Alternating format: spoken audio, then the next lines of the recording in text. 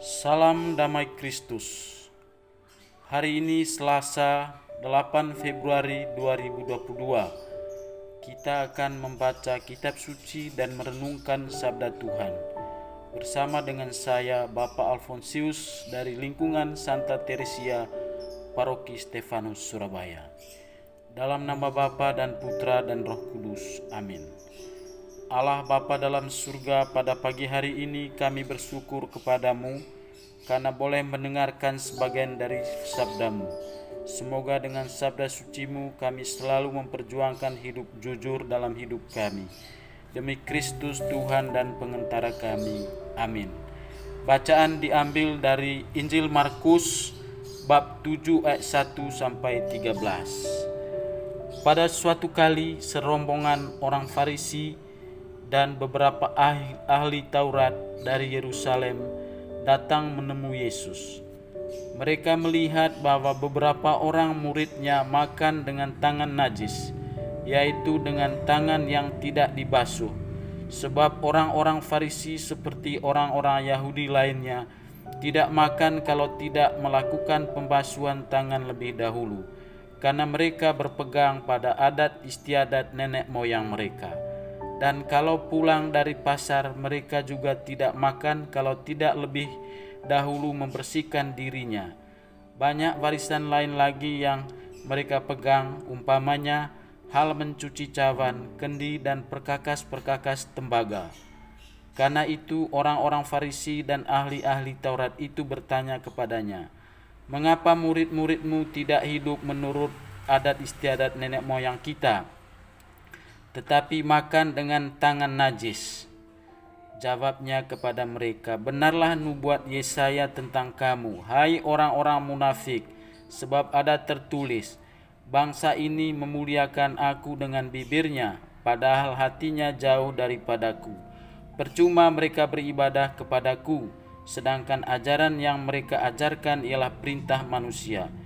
Perintah Allah kamu abaikan untuk berpegang pada adat istiadat manusia."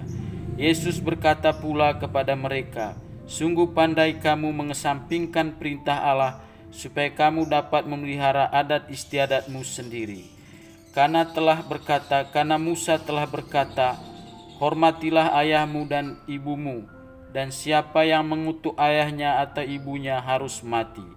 Tetapi kamu berkata, kalau seorang berkata kepada bapa atau ibunya, apa yang ada padaku yang dapat digunakan untuk pemeliharaanmu, sudah digunakan untuk korban, yaitu persembahan kepada Allah, maka kamu tidak membiarkan lagi berbuat sesuatu pun untuk bapanya atau ibunya. Dengan demikian firman Allah kamu nyatakan tidak berlaku demi adat istiadat yang kamu ikuti itu, dan banyak hal lain seperti itu yang kamu lakukan." Demikianlah sabda Tuhan. Terpujilah Kristus. Bapak, Ibu, saudara dan saudari dalam Kristus, jujur adalah lurus hati, ikhlas, tidak sombong atau curang. Jujur menekankan pentingnya kesesuaian dan kebenaran dari perkataan atau perbuatan. Dalam bacaan Injil hari ini, Yesus sangat menentang kepalsuan. Yesus menegur keras orang-orang Farisi dan ahli-ahli Taurat yang munafik. Yesus menolak sikap mereka yang seolah-olah suci dan taat, padahal mereka membebani dan menjadi batu sandungan bagi orang lain. Untuk menerapkan hidup jujur memang tidak mudah, situasi yang menuntut kita hidup munafik.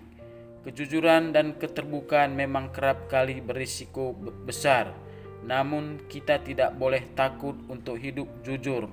Selalu kita menjadi kekasih Allah, dan kita akan nyaman dan aman kasih-Nya selama-lamanya.